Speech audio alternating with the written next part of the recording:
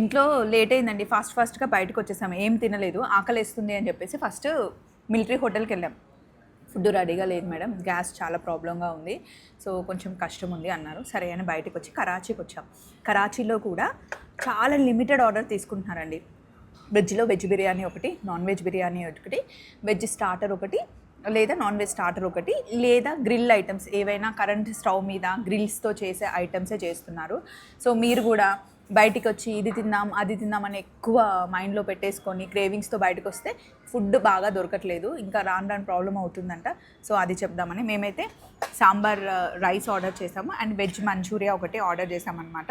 అప్పడాలు కూడా ఇవ్వట్లేదు, డీప్ ఫ్రై ఐటమ్స్ చాలా మటుకి మానేశారంట. తందూరి కూడా చేయట్లేదంట, గ్యాస్ ఎక్కువ కన్జ్యూమ్ చేస్తుంది అని చెప్పేసి. సో అదొక్కసారి ఇన్ఫర్మేషన్ మీకు ఏమైనా యూజ్ అవుతుందేమో అని ఇస్తున్నాం అనమాట.